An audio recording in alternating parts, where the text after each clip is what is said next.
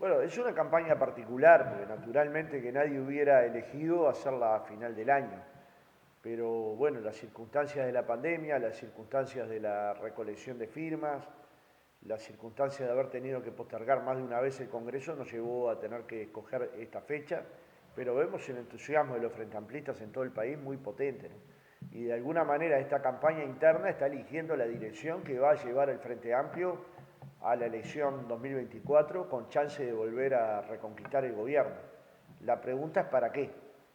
Porque nuestra fuerza política no se creó como una fuerza electoral ni electorera, sino como una fuerza transformadora. Llegó al Uruguay para transformar y lo transformó. Transformó el Sistema Nacional Integrado de Salud, duplicó el presupuesto educativo, generó los recursos para la descentralización universitaria que permitió que por primera vez en la historia del Uruguay miles de hijos de trabajadores fueran primera generación de egresados universitarios.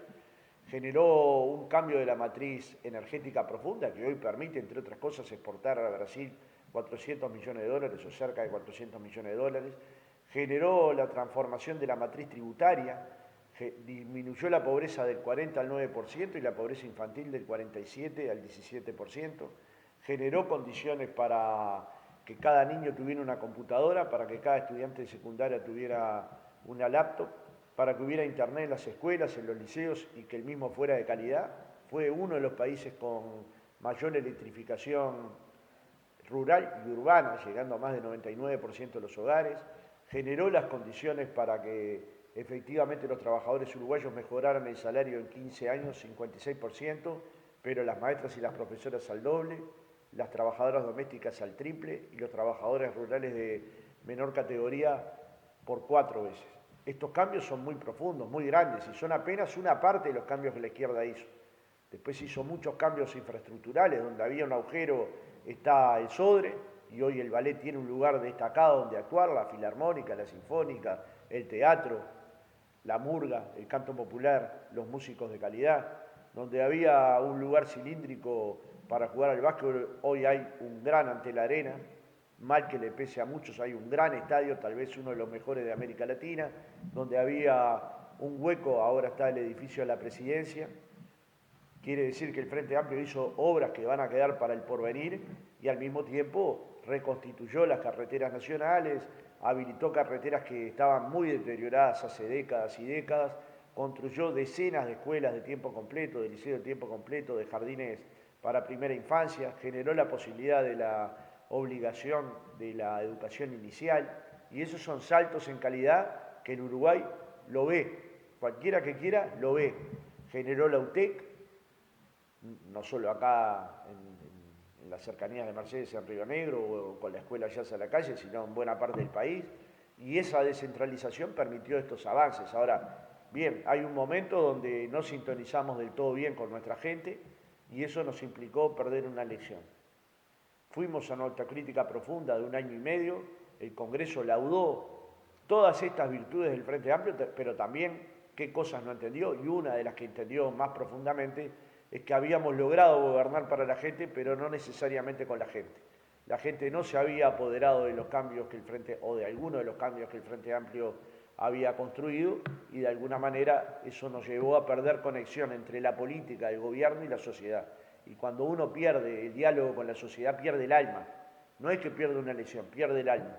La tarea de la próxima dirección es recuperar el alma que perdimos, es construir ese diálogo con los hombres y mujeres de los interiores, con los hombres y mujeres de la ciencia, de la cultura, del arte, de la música, pero también nuestros intelectuales que siempre han sido, digamos, una usina de ideas para la conformación de los programas del Frente Amplio. ¿Y cuál sería el piso electoral en esta interna? Sí, bueno, por lo menos superamos ese piso. Sin duda decenas de miles, ¿no?